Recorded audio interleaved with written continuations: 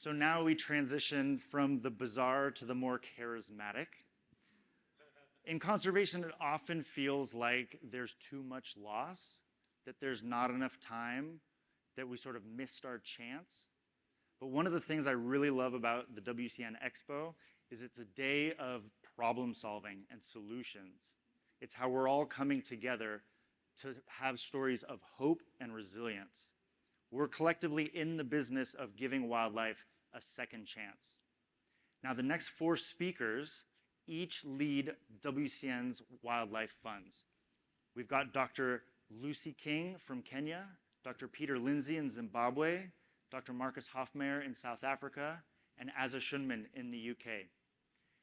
Each of the wildlife funds protects or supports the most effective projects that support these 4 species across the entire range of where they live.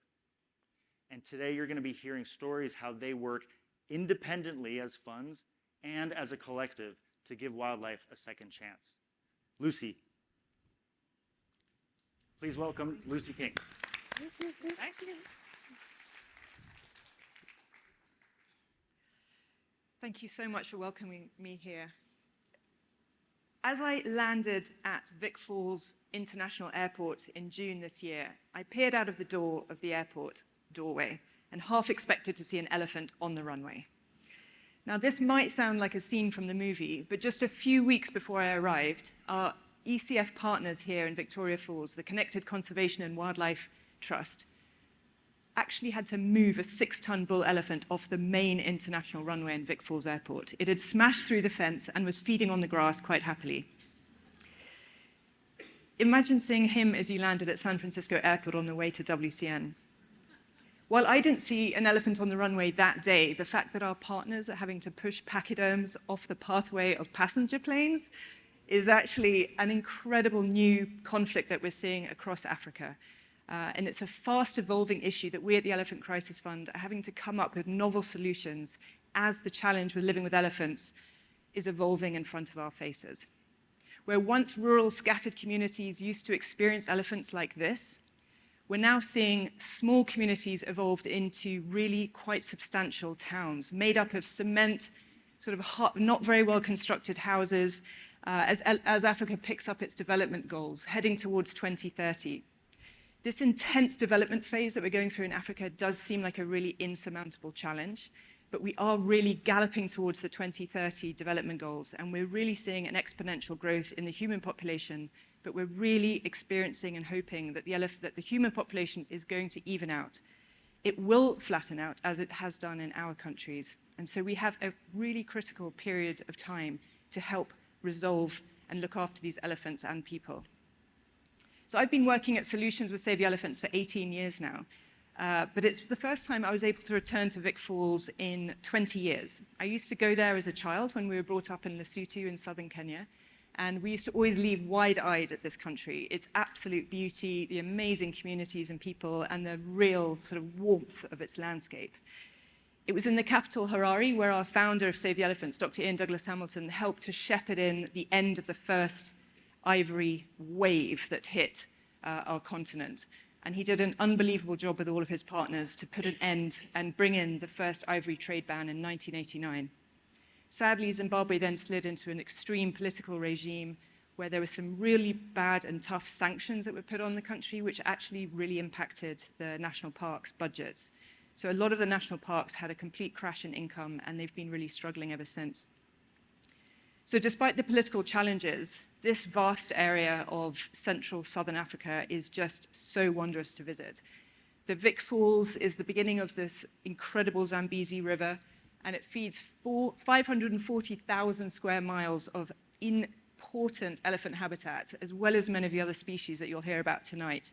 This area is called Kaza, the Transfrontier Conservation Area across 5 countries of Botswana, Angola, Zimbabwe, Zambia, and Namibia. And in this area, 42% of Africa's elephants are presently living.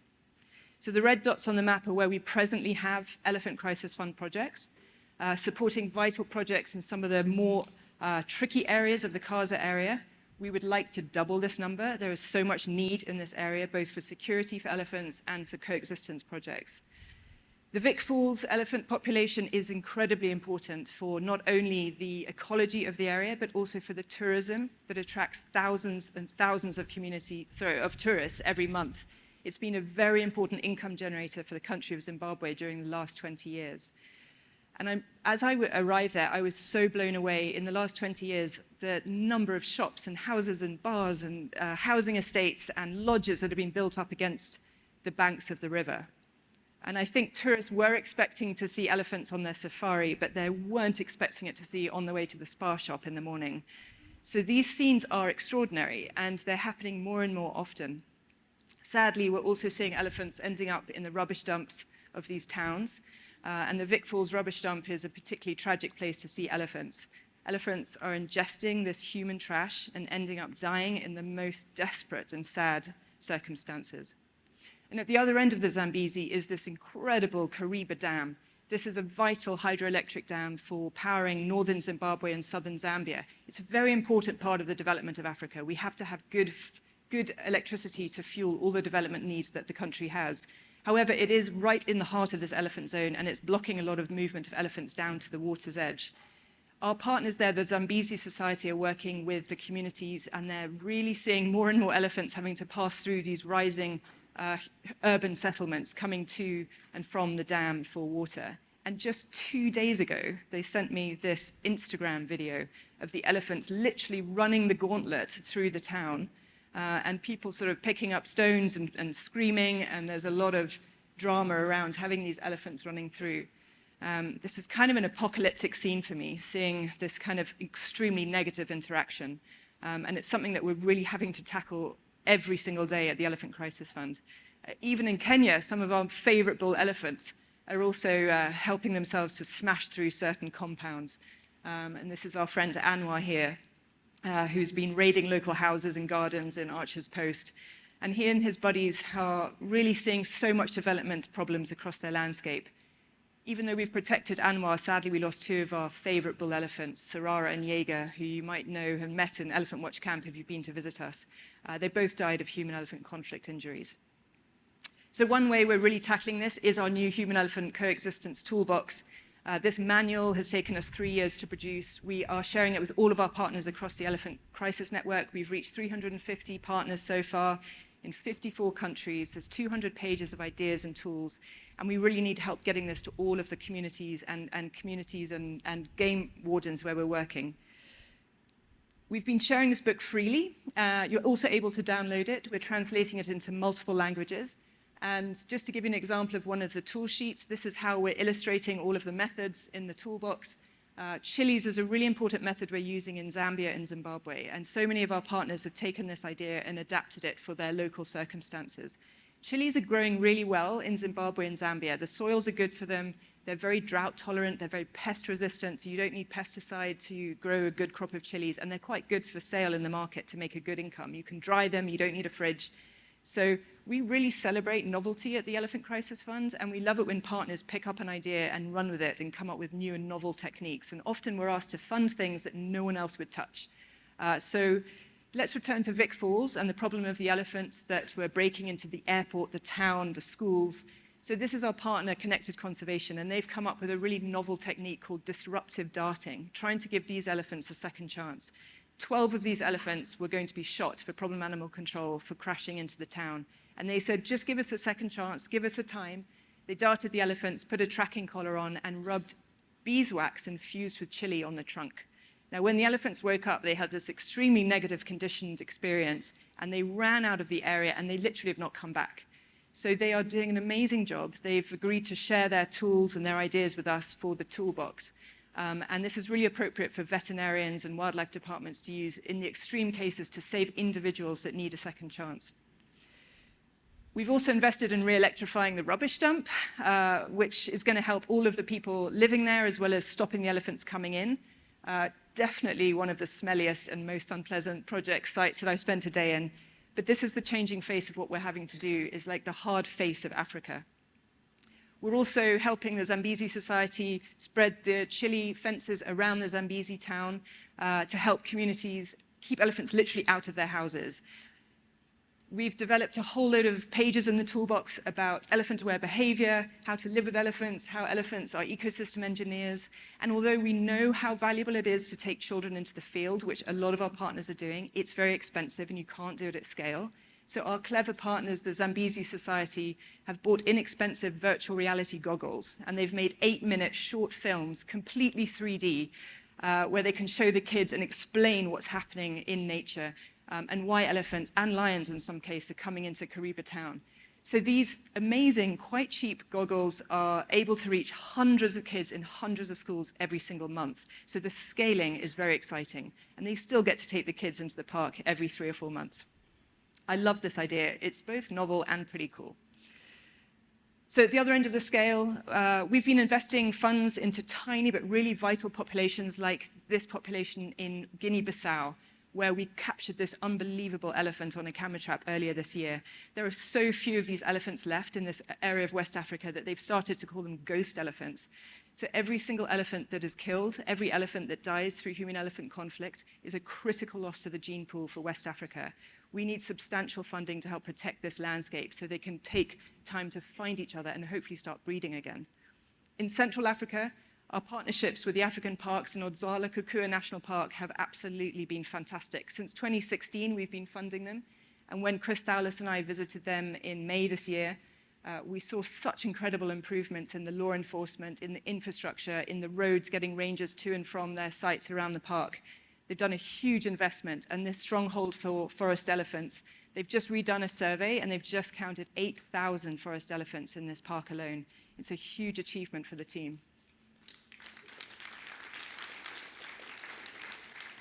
So with 7 years of ECF investment into this park and all of the challenges of working in the forest, they've now started to turn and had time to work with human-elephant coexistence ideas and strategies, including certain electric fences that are needed to keep elephants out of towns. So they're trialing new fencing techniques for the forest, including trenches. We funded some eco-guards to help them explain to the rest of the community how to deter elephants ethically and safely. It's a very exciting project, and I hope you get to visit. On the other end of the scale, in Upemba and Democratic Republic of Congo, there are so many challenges here. This site is still partly under rebel control. We're still losing elephants, and we're losing elephants to poaching and to human-elephant conflict. So the battle for hearts and minds and for security is a really tricky one. Back in June this year, we managed to get an urgent grant to the Forgotten Parks organization to fund a Bathawk. Now, this is an anti-poaching aircraft that's going to get eyes in the sky as quickly as possible. It's going to be there this month. And this grant is coming with a whole load of tracking collars, more support for ground vehicles, so we can quickly invest in the security for the park. So this brings me to our other vital partner, which is you at WCN. What we love about working here is that you guys trust us to know where to put your funds as quickly as we can, as innovatively as we can. And often the ideas are slightly wacky, and you allow us to do that. We really appreciate it because we need to be able to try novel ideas. There are no immediate solutions to every problem that we come across. So thank you so much for investing in us and also in the rest of the funds who are working together as quickly and as hard as possible to help all our species in the same landscape. So we couldn't do it without you. Thank you so much for your continued support. And please come and find us afterwards for any more questions about how the elephant crisis plans are for 2024. Thank you.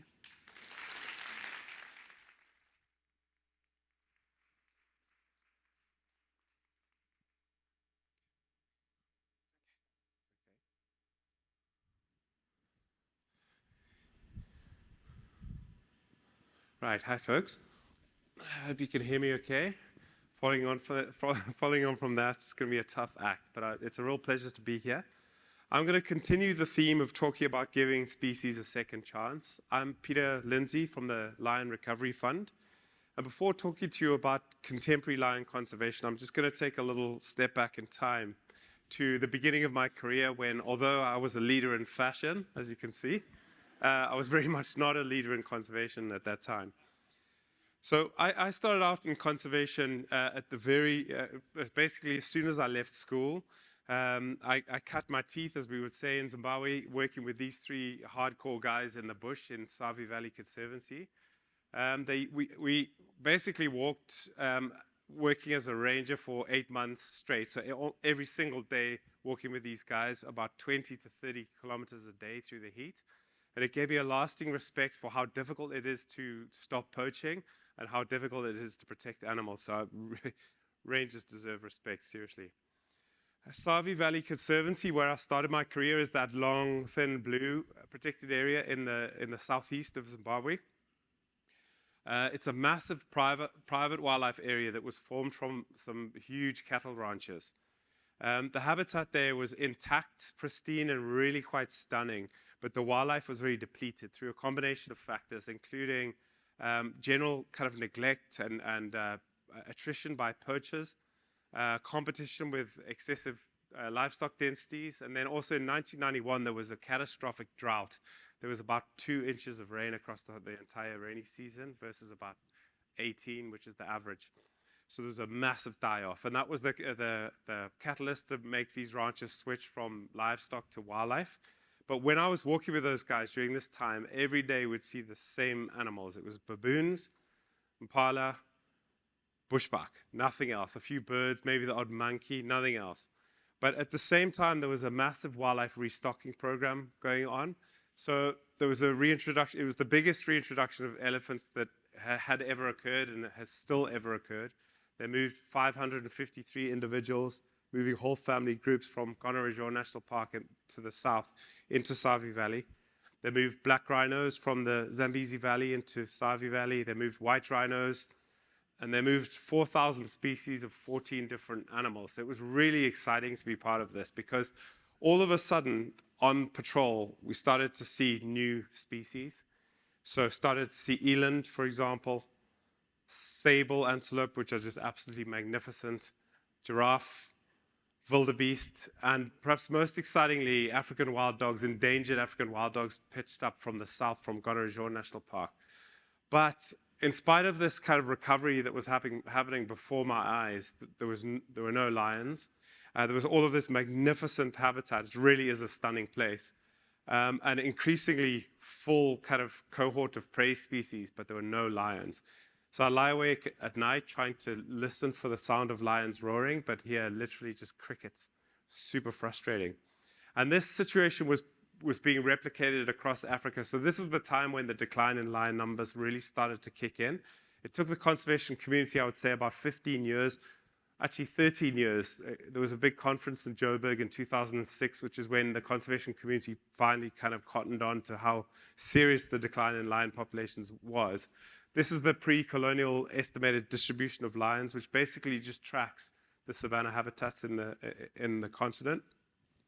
By 2006, so look closely at this. Look at the West Africa, look at Central Africa, look at East Africa, and then look at the next slide by 2023, how the distribution has changed. So there's a pretty rapid fragmentation of lion habitat that's ongoing. I would say that the decline has slowed for sure, but nonetheless, we're facing, as Lucy alluded to, we're facing the most challenging decades ahead for sure. Going back to Savi Valley, it seemed like it must be a matter of time because we knew there were lions to the south in Gonorrhea National Park, but frustratingly, we just weren't seeing them. And then eventually one day, under this massive baobab tree, we saw these tracks, and these pug marks are really unmistakable. There's nothing else it could be. And it's 30 years, I'm even getting goosebumps now, 30 years ago to this day almost. Saw evidence of lions for the first time, and it was such a thrill, I tell you. And then, true as Bob, 2 or 3 days later, lying awake at night, let's hope this works. Heard this sound, and that's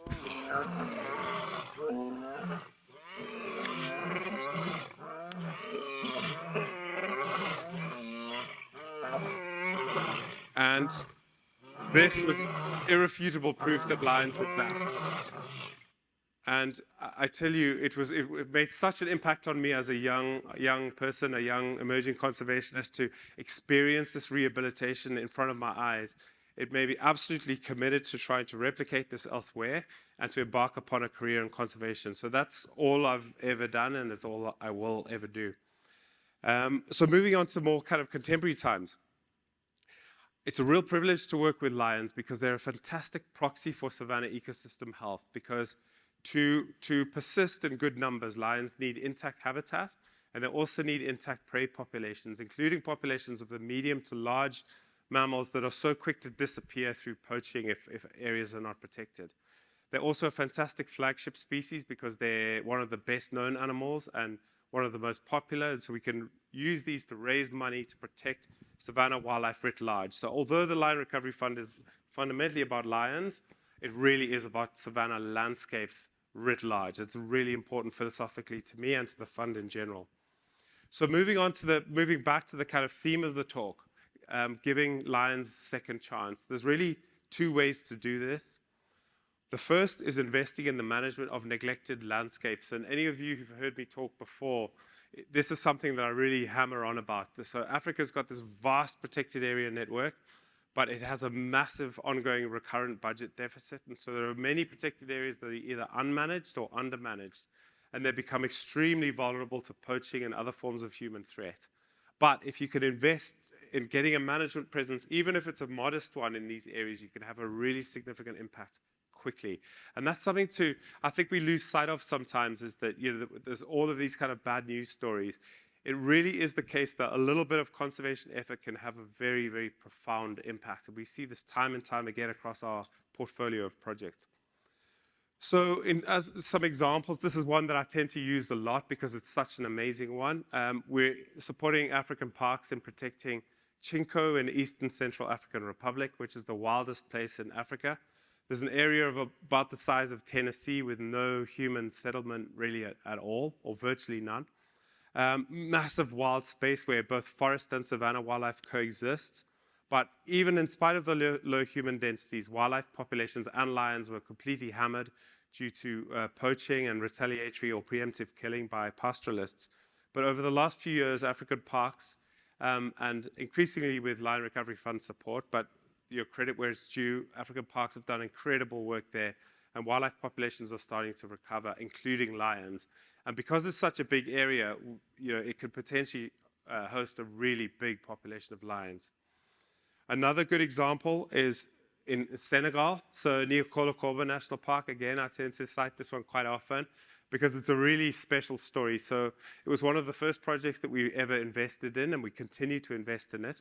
So Panthera are working there with the local wildlife authorities, and it's a particularly significant population of lions because it's one of only probably 3 remaining populations of the critically endangered West African clade of the northern lion subspecies. And lions there, initially when they started, there were fewer than 10, and now there's about 30 individuals of 1 year or older and increasing quickly. Like I said, wildlife responds really well to protection and management. This is Kafue National Park, which is an absolutely spectacular place. If you've never been, do yourself a favor and go.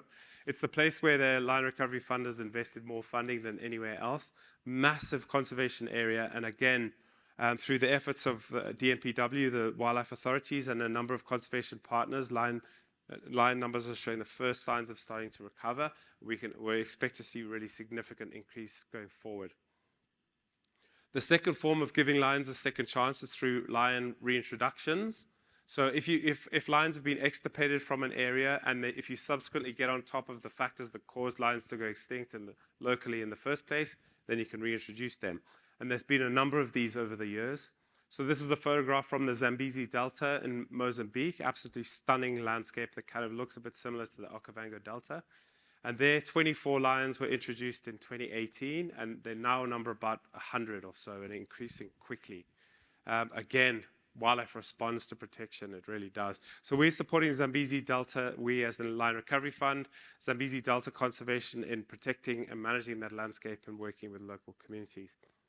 In Malawi, African parks reintroduced lions to Liwondi and Majeti, and their numbers are increasing quickly. They also reintroduced them to Akagera in Rwanda, and again, the numbers are increasing really quickly there. One of the first projects we ever supported was Frankfurt Zoological Society in northern Zambia, working with DNPW, the authorities again. First, lions disappeared there. There's quite a good backstory. I don't have time to tell it, but if you come find me, I'll tell it to you. Lions disappeared, but we helped them get on top of poaching and the hectic snaring that was happening there. Then we supported them to reintroduce prey animals like buffalo and zebra. And then next year, the plan is to reintroduce lions to that landscape. So that's super exciting again. And again, you'll see the numbers shoot. And then Panthera and Gabon are planning to reintroduce lions to Bateki National Park, which would be really exciting because if this happens, it means that a whole range state will be re-established because lions went extinct in Gabon. So that's pretty exciting again. So lions are ecologically dominant, successful species. They have all the attributes to do really well. If you protect them, their prey and their habitats, they can breed really quickly. And as such, they have a big advantage over species like elephants and rhinos because they could breed very quickly. So we have all the prospects to conserve them effectively. We have the tools that we know work to conserve lions. So for example, community conservation approaches. I was just getting a message from one of our partners just now it's called Quando Carnivores. You should look them up. They've built about they've reinforced 500 livestock corrals, and they've reduced livestock depredation by 80 to 90% and reduced lion killing from 20 to 25 a year to 1 to 2 a year. And the lion population is increasing as a result. Again, conservation interventions work. Again, we've got the tools to secure protected areas, to protect them and do anti-poaching properly. It's straightforward. And also the tools to tackle lion-specific threats like targeted lion poaching. Not straightforward, but it can be done for sure if we have sufficient funding and resources. So this is the map again of lion range.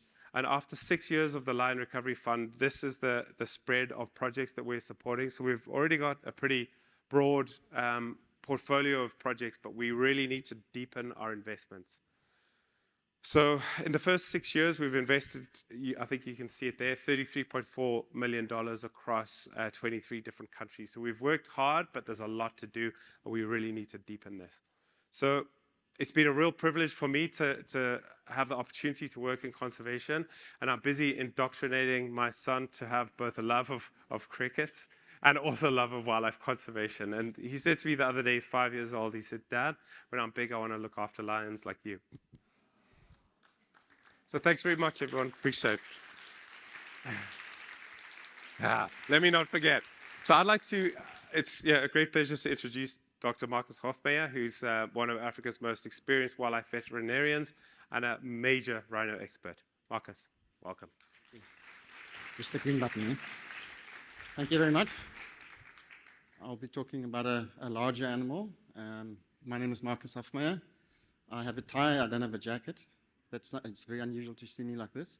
Anyway, this is a story about a rhino that I'll talk about that we translocated in South Africa. We are just about to land in the bush after we darted a black rhino called Kuza.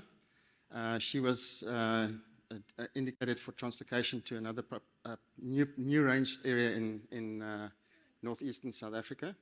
And the whole story will sort of try and tell you why this is so important. So this is her just being darted, being prepared for what I'll show a bit later on how to do it. And not knowing at the time that this animal would become a very important founder animal and breed and recover and give rhinos a second chance. So rhinos are incredibly successful mammals. They have been around for many millions of years, and until we came along with our weapons, they actually did extremely well, were very well distributed. But in the last decade, when modern weapons filtered into all the range states, they disappeared very quickly. 3 critically endangered species, 2 that are recovering quite well, but still on the endangered list. This is the reason they disappeared. Their rhino horn, it's the same as your fingernail, but it's got 1,000-year-old or plus traditional use in China and some other Asian countries. But unfortunately, most rhinos have disappeared because of the rhino horn trade. And that continues to be the main threat. When Azza talks just now, she will also go into some of the details of how we work together as funds to actually disrupt this incredibly damaging trade. Okay, with only 6,200 black rhinos left, they are considered critically endangered. And they have recovered in the last 2 decades to some degree, but they are still at very great risk of disappearing. And that will obviously be a big tragedy. They're keystone species. We don't even know how rhinos acted as fundamental ecological drivers, but they were pachyderms like elephants, so they did play a role. But most rhinos had disappeared out of their ranges already by the beginning of this century before there was proper studies of what impact they had. So we need to understand that by recovering them, we're going to create a new cycle of habitat intervention that has disappeared to a large degree. They eat and poop a lot, so they shape the vegetation that they're in, and they distribute seeds and nutrition. What's also really important to know at the moment is where rhinos are well protected, that generally protects other species as well, because it takes quite a lot of security to protect them. And if we have rhinos that do well, then we know that other species like pangolins, elephants, lions will also be protected in that process. So that's why we created the Rhino Recovery Fund at WCN 3 years ago. And this is to help save these magnificent species and the landscapes that they live in. It might sound a bit counterintuitive, but rhinos are, you can't put them into an area and they breed limitless. They have home ranges, they have territories, they fight with each other. They evolved to a point where their main reason for dying was actually killing each other and inhibiting their growth like that until we came along. So to recover rhinos properly, we need to take rhinos out of established populations and put them into new areas so that they can breed. So that's a double win for both areas. So lowering the density in an area where there's lots of them stimulates their breeding, putting them into new areas, allow them to breed more. So Kuza was identified as one of a group of 20 rhinos to be moved out of an area in the southeast of South Africa to a new area in the northeast of South Africa. So translocations, as I said, is it's like what Pete spoke about in lions. It's a fundamental biological management tool that we do to actually manage these species and how to recover them. And we then thereby ensure that breeding sort of happens at a maximum rate at all levels. So Kuza was moved from the southeast of South Africa all the way up to next to the Kruger National Park. She's going to the Baluli Game Reserve, and that's part of the Greater Kruger area. And this is also one of our grantees currently. To be able to do this effectively, you need to have a team of specialists. Removing rhinos doesn't happen easily. You need to actually have quite a big budget for it. You need the right team members. In this instance, it was WWF Black Rhino Range Expansion Project that has very successfully recovered a lot of black rhinos in South Africa. South African National Parks Veterinary Wildlife Services, which I headed up for 18 years in my implementation career. And then East Cape Parks, where the rhinos came from. So with our team assembled, we got ready to go and find them. They occur in very dense bush, often not easily approachable. They're dangerous animals, so the best way to actually find them is to use a helicopter. This is what it looks like from the air. As an example, it's a very effective, very safe, and very efficient way of actually getting close to the rhino. What we then do is we dart them with an immobilizing drug, which makes them go to sleep. So it is a little bit stressful for a short period, but once the drug takes effect, they're completely asleep, and we can actually work with them and handle them and manage them. And it's a technique that was largely developed in Africa, in East Africa and Southern Africa. So that's what it looks like to dart a rhino from a helicopter. You need the skills of a helicopter and a vet, so you need to know what drugs to use, understand the animal, all of those things. This is Kuza being darted. The drug takes about 4 minutes to take full effect, and in that time you need to direct it to the right place so that the ground team can in. Once that happens, we land, I head to the rhino, make sure that the vitals are okay, position the rhino correctly, the team moves in, everybody knows what their function is, and we get ready. And just like darting them, in recent times, particularly with black rhino, we've actually found an innovative way of recovering them out of very dense, thick, inhospitable terrain, so that we could actually get them to the transport trucks, and we take to the air again. So this is a technique that was actually started in Namibia, and it's now fairly standard practice, but at the time it obviously raised quite a lot of eyebrows. But as you can see for yourself, I tried it out, I'm still here, I can walk, I can even crawl, so all good. Very gently, we lift the rhino off the air. The pilot is of critical importance here, tranquilized adequately so that the rhino doesn't wake up. But then we move them from this very dense area to the area where the trucks can be placed. And Kuza is here being loaded into the area for loading. The trick now is to how do you get this heavy animal that weighs as much as a small family car and get them into the crate so that they can be loaded onto the transport trucks. So what we do, we play around with the drugs, a little bit of hocus pocus. We reverse them just enough that they wake up that we can handle them, but they're completely sedated still. Walk them into the crate, And that's how we caught Kuza and the 19 other animals that we needed to transport. This is Kuza on the other side of the translocation being released. Another trick that we learned with black rhinos in particular, you can't just let them go. They get very aggressive. They turn around, attack the crates. Our rhinos have lost their lives like that, so we re-immobilize them, take all the equipment, all the people away. When they wake up, they're literally in a new area, and most of them just get up, start eating, and walk off. And in this way, we've actually stopped post-release mortalities almost completely. This is Thomas, one of the long-term drivers of the Sandparks team, 40 years of service, most crucial team member in the team because he drives those animals all the way up, the 1,000 miles that they're going to be moved. And the compassion and passion and dedication always comes through with these operations. This is Kuza now at a new home, about to be released. She was moved together with the other 19 runners, that 1,000 mile across the country. We've actually perfected this even more. Runners are now flown even into other African countries. Recently, 16 black runners were taken from South Africa to DRC. All possible, so we can recover these species if we have to. I was very fortunate in April this year to be reunited with Kuza. She's now been in Baluli for 12 years, produced her own calves, and this is the most satisfying experience you can have as a wildlife vet. Having darted her 12 years before, loaded her into a truck, lifted her with a helicopter, released her into a new home, managed to call her into this vehicle, and she is calm, she's produced calves, she's settled in a new home, and that is a sign of a successful translocation. She's only one of many rhinos that needs to be saved, but this is the effort you have to make to get that right. And I mean, if you have an experience like that, you'll never forget how impressive these animals are. You would have noticed that her horn is short. Unfortunately, the poaching has intensified in the last decade again as this project was actually initiated. So what has been done in southern Africa to a large degree is actually to remove the horn. It's a painless procedure.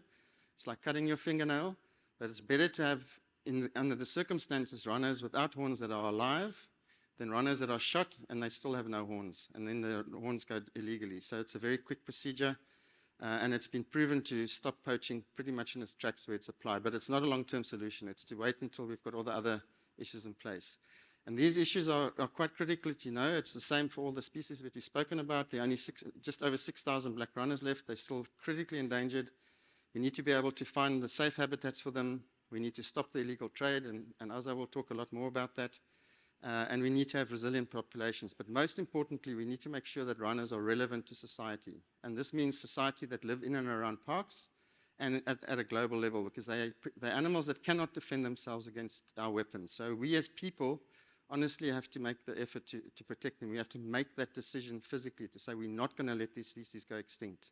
So the Rhino Recovery Fund is trying to scale all of these interventions. We've got 62 projects that we're supporting in 2 continents, 13 countries. We're pretty much in every range country that there is, and we're hoping to scale this. What is important to understand, like Peter pointed out, it takes 10 years for a rhino population to double. If everything is in place, they're safe and they're not being harassed. So it's going to take a long time to really recover these species. And this is Kuza 12 years ago in Baluli. And again, to reiterate how important it is to do this, this is a black rhino cow with a calf. That's what we want to see, breeding engines wherever we can create them. And need to thank you all for being able to do all of this incredible work. We need to do a lot more. We have to work together at a totally global scale, right down to the local scale. And as the other funds have already shown, this is possible. There's hope. Rhino populations, apart from the 2 Indonesian species, are actually increasing at the moment. And if we work together, we will certainly make sure that they remain these incredible animals to be seen into the future. Thank you very much.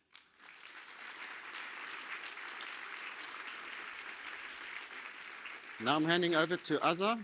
She's our director of the Pangolin Crisis Fund, and you'll see how incredible she is with all the work that she's doing. Thanks, Azza. Thanks, Marcus.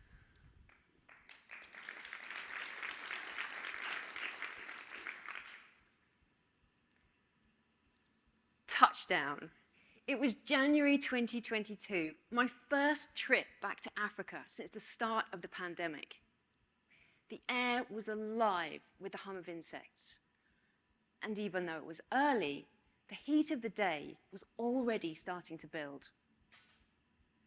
I was in Malawi visiting the Lilongwe Wildlife Trust, which is a wildlife sanctuary that works to save all species of wildlife through rescue and rehabilitation, as well as conservation justice, education, and campaigning. I was visiting to assess their potential to be a Pangolin Crisis Fund grantee. Little did I know, I was about to meet a very special animal who was going to change my life forever. Under the dappled shade of the acacia trees, I saw Kondwani, one of the LWT's animal carers, with a very precious bundle curled up in a scaly ball in his arms. It was Elf, a beautiful young pangolin who had been rescued from wildlife traffickers by Malawian law enforcement officials. Elf was just a baby when he was rescued and brought into the care of the Lilongwe Wildlife Trust. He was an orphan, still in need of his mother's milk, and without highly specialist care, he would have died. But thankfully, the Lilongwe Wildlife Trust team was on hand. The team was able to coax Elf into using an artificial replacement milk, and with constant care, his health improved leaps and bounds. By the time of my visit, Elf had put on an additional 4 pounds, and look at him, his curiosity and playfulness. Now, I'm a counter-wildlife trafficking specialist.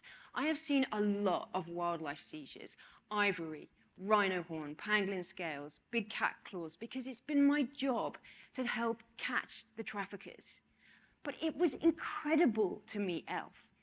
This little guy had not only survived his ordeal, he was thriving. After everything he had been through, he was so trusting. He was following me around, trying to climb on me, because baby pangolins climb up high on their mother's back. They want to be high up. It makes them feel safe. They ride around on their mother's backs. They are highly intelligent and they love to explore. But I should never have met Elf. He should never have been taken from his mother, put in a sack, traumatized, orphaned. Elf's mother was very likely killed by poachers, her body eaten and her scales sold to wildlife traffickers. None of this should happen, but unfortunately, it happens a lot, right across Africa and Asia as well. Pangolins are the #1 most highly trafficked mammal in the world. They have the unfortunate distinction of being highly valued by some and almost completely unknown by many others. And believe me, it is hard to win support for an animal that is so unfamiliar. All 8 species of pangolins are threatened with extinction because of the consumptive trade in their meat and their scales. So that's why WCN created the Pangolin Crisis Fund, to bring this lovable and special creature back from the edge of extinction. The PCF is the largest funder devoted solely to saving pangolins and ending the illegal wildlife trade that threatens their existence. We fund projects that address this trade from all angles, reducing demand for pangolins and going after the criminals who poach and traffic them. Well, what if Elf hadn't been rescued? Well, then, very sadly, he's like this little baby, his fate would have been very different. Like so many other pangolins, killed, cooked on a fire, his body eaten, and his scales removed for sale to international wildlife criminals to be used in traditional Asian medicines. Pangolin scales do not have any proven health benefits, yet this is a multi-billion-dollar industry and it is driving the illegal wildlife trade of pangolins and many other species. The Pangolin Crisis Fund is working to save all 8 species of pangolins. But our work is far broader. The illegal wildlife trade affects hundreds of species because the traffickers that trade pangolins trade many other animals as well. In fact, thousands of animals are being illegally hunted and traded by the same criminals. This photo was just taken a few weeks ago. Cages upon cages of endangered wild animals sold in the same markets as livestock, terrified, crowded together, spreading zoonotic disease. And we know this has far-reaching consequences for human health. We know COVID came from the wildlife trade, and we need to do everything we can to stop the next pandemic. This cycle has to stop. We need major systemic change. And that's why the Pangolin Crisis Fund invests in projects that address every link in the chain, protecting pangolins from poachers and supporting communities to gain incomes from other alternative livelihoods so they don't rely on poaching. We invest in projects that tackle the international demand that is driving the trade, as well as disrupting the criminal networks that are facilitating it. And we have plans to significantly expand this effort, to dismantle the illegal wildlife trade so that pangolins like Elf will never have to be rescued. And as we invest in projects that are aimed at saving entire species, we also fund those that rehabilitate pangolins like Elf, who have been rescued from a terrible fate. With pangolins, every individual counts.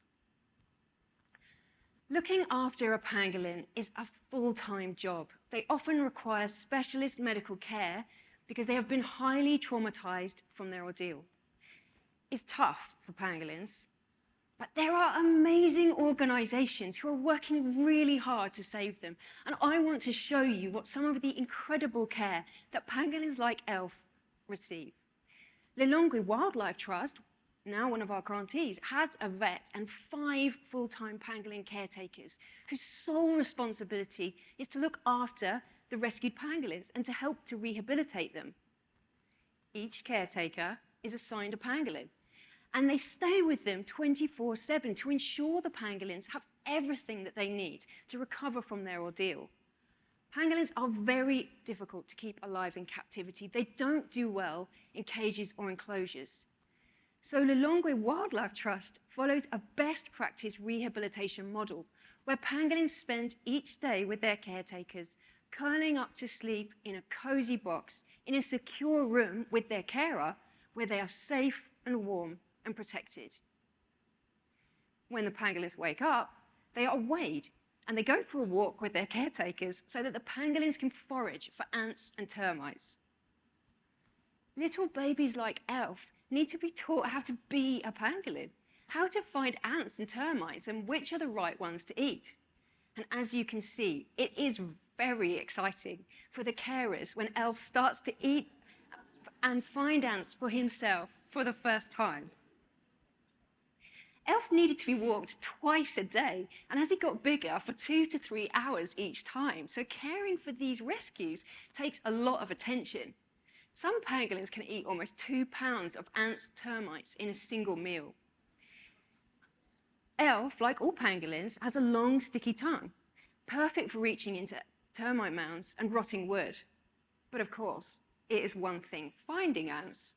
It is another being covered in them. But believe it or not, this is bliss for a pangolin. You're covered in your own dinner, and ants can't bite their scales. But there's a disadvantage. If you're covered in scales and you have a long, sticky tongue, how do you clean yourself? Well, you roll in the mud. And so Elf needed to be taught this important skill as well. Rolling in mud, or elephant dung, helps to get rid of parasites as well. And as you can see Elf here, it's also a lot of fun. Before going home with his caretaker, safe and protected, pangolin minders can get very attached to these pangolins, but it's a tough road. And over the months, I had been wondering what had become of Elf. How was he doing? Was he okay?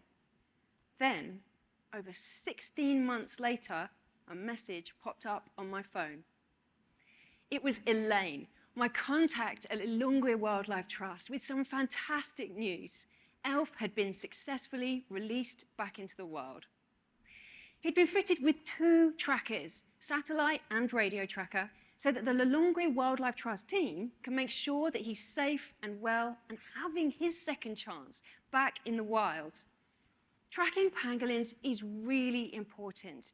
We want to make sure that they're healthy and safe and that they haven't been poached again. But it's even more important than that because it works directly with communities so that local people can understand more about habitat use, ecology, land fragmentation, the impact of fencing and farming. In fact, tracked pangolins like ELF become ambassadors, helping to bridge between conservation and community priorities. They become symbols for why it's important to live in harmony with wildlife. ELF had a huge impact on me because he reminded me that wildlife is resilient. We still have time to turn this around, but we need to take action now, and we need ambitious solutions, and we need significant resources. Well, here at the Pangolin Crisis Fund, we have the plan. We just need to fund it, and it's doable. If we work together as a community, we can systematically break the illegal wildlife trade by protecting pangolins and all of the other animals that share their same habitats, by focusing on wildlife trafficking and the corruption that facilitates it, and by significantly reducing demand. And this will mean that we are protecting pangolins and hundreds of other trafficked species from all angles, addressing the root of the problem, so that one day there will be no need for rescue and rehabilitation for animals like ELF at all. And that way, we can give all of these trafficked species a second chance at survival. And so with that vision, I would like to thank you all so much, and I will hand back over to Paul Thompson.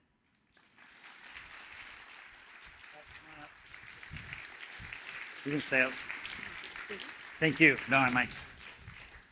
Thank you, everybody. Please join me on stage for a Q&A. Please, once again, a round of applause for our 4 speakers.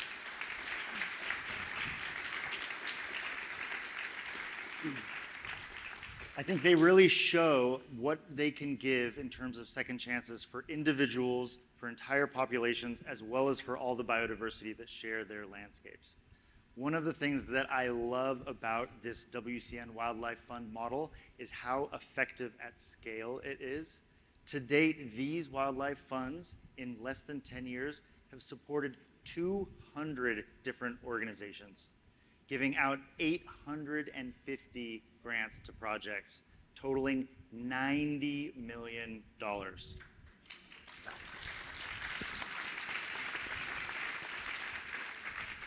So we are, of course, behind schedule because there's a lot to pack in, but we do have some questions coming in through Slido. Please submit them here. We also have a mic going around, and we are going to get right into it. The first question is for Lucy. So it's about this shift we're seeing from the ivory crisis that I think a lot of folks in the room are more familiar with to a growing threat around human-elephant coexistence and conflict. Can you tell us a little bit more about that shift that you're seeing? Yes, it's actually quite complicated because we still have challenges with ivory trafficking and poaching in parts of Africa, and yet in other regions in Africa we have locally overabundant elephant populations, which is how it's described. So we have a very different challenge in different regions, and so it means we have to have a very nuanced response to different areas. In southern Africa, for example, they've had more success with their anti-poaching, largely due to significant investment. Certainly in East Africa, we've invested millions into anti-poaching techniques, and so it's had an impact. And our elephant populations in Kenya are starting to climb up again. It's a huge success.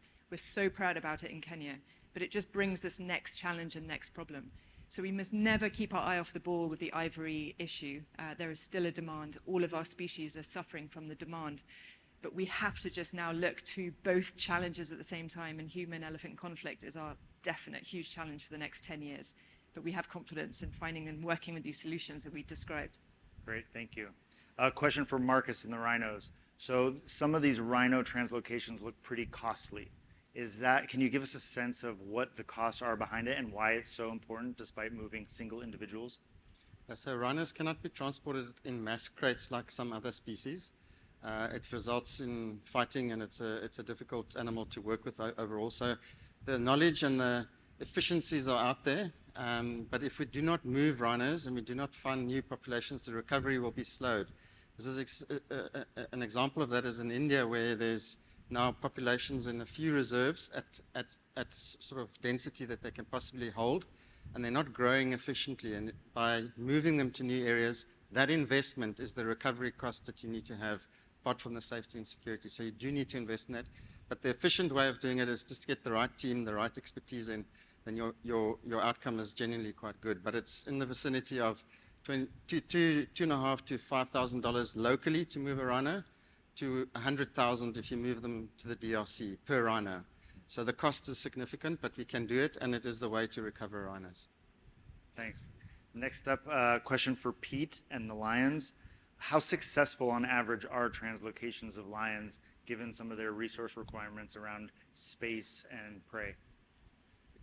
Yeah, so if you move wild lions, and if the area that they're being moved to is probably protected, is big enough, has enough prey, then and if the composition of the lion, a group of lions that are being moved is correct, then it's like 100%. Yeah, it's pretty straightforward. Marcus, you're an expert on this kind of stuff. It's pretty easy to do, right? No, lions are very easy to move. Rather than rhinos. Just No helicopters required. So for Aza, how common are pangolin rescues? Is that something that we just see a lot because of social media, or is it on the increase? So pangolins are hugely threat. I mean, the number one threat to pangolins is poaching, and so there are everywhere that we are seeing law enforcement effectively disrupting these wildlife traffickers. Then we're really hopeful that there may be a rescue rather than a bag of scales that can be seized from those traffickers. In the projects that we support, so we support projects right across Southern Africa, Central West Africa. We have projects right across Africa, right across Asia. But in the anti-trafficking and also the anti-poaching projects, we're increasingly seeing that through working with communities, we are seeing more and more pangolins rescued because more and more people are handing them in. So through our funding, we are seeing a huge increase in pangolin rescues. Great. Okay, so this is a really great question to end on before we go to break. So you all do a great job of sharing knowledge about species at scale with the help through the funds. Do the individual funds share best practices with each other? How do you all work together to do coordination? And I will give that to you, Pete. Yeah, so it's a good point. We do share notes a lot because there are quite a lot of the organizations we work with are in common. Particularly the ones working on, in the case, for example, between the Lion and Elephant Fund, a lot of the landscape organization, for example, between the Rhino and the Pangolin Fund, the illegal wildlife trade ones and so forth. So we're all bilaterally in communication a lot, and then we've got a WhatsApp group that buzzes up and gets pretty active. And we also do some joint field trips from time to time, which are a lot of fun. Aza, do you want to talk about working with Marcus on rhinos and demand reduction? Yeah, thank you. Yeah, absolutely. So Pangolin Crisis Fund and Rhino Recovery Fund work really closely together because our species are facing very similar threats. So as Marcus said, pangolins are generally safer in rhino protected areas. If you can protect a rhino, you should be able to protect a pangolin as well. They often need an adjunct, some additional help to make sure that people are focused on pangolins as well. But when we're looking at tackling the illegal wildlife trade, it's the same networks. So we're definitely sharing information. We work really, really closely. We have a lot of co-grantees, and it's exactly the same for the demand reduction work that we're doing. So this is at massive scale where we're looking at how do we work with the user groups? How do we support leaders from within these Chinese medicine communities, for example, so that they themselves have their own voices amplified when they're saying, let's not use endangered species, not pangolins, not rhinos, not anything else. Perfect. Yeah, it's sort of like the funds uniting to form the super funds, right? These are the modern day Avengers right here.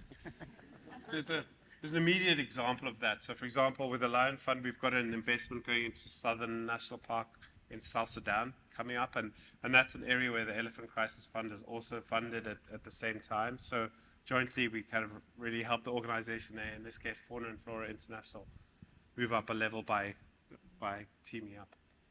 Great. So, like I mentioned, that amount of funding we've been able to give through the funds directly to the field is all thanks to everybody in this room. So I really, really want to say thank you for your part in this, and don't let it stop here. Please come find these guys at the break right now. Come talk to folks at WCN and learn more about it. And on that, we will break for lunch and then reconvene in this room and that room at 2:15. So thank you very much. And thank you guys.